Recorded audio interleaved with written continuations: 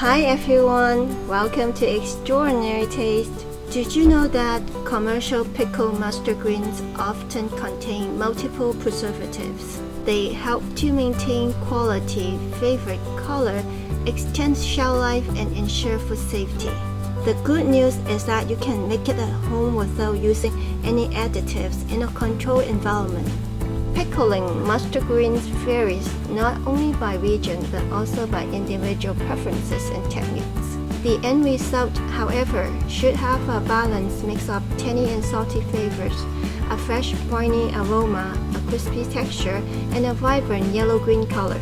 Let's dive into how I pickle mustard greens. First, make a brine solution so it has time to cool while we prepare the mustard greens. Add the water to a pot, followed by the salt and sugar. Bring it to a simmer. Mix until the salt and sugar have dissolved. Pour in the vinegar. Simmer for 2 minutes, then turn off the heat. Set it aside to cool. Choy is a type of mustard plant widely used in southern China for pickling. It has a sharp, peppery, spicy characteristics similar to horseradish, which makes it great for pickling. Wash to remove dirt or any harmful chemicals. You need about 3.5 pounds to fit into a 2-liter jar.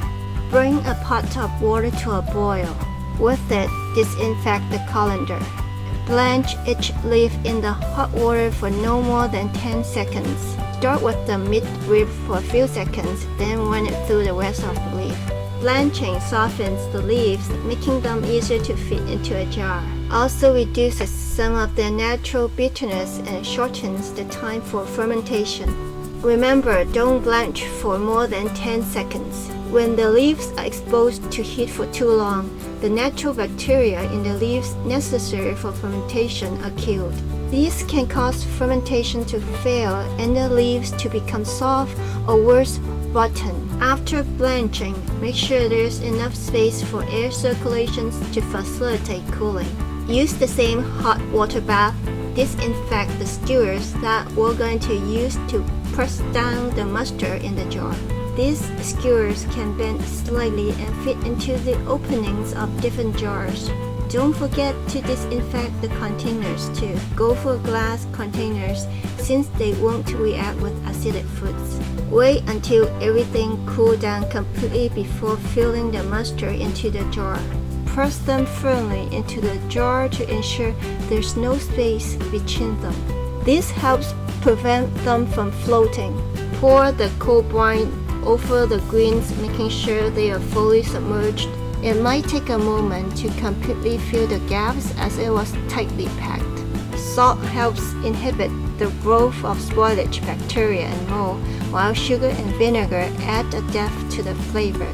This brine solution has the right level of saltiness, and the mustard greens won't be overly salty.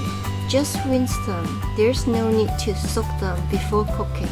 Mustard greens flow in pickling because they are less dense than the brine solution. Use a weight like a rock or plate to keep them from floating to the top.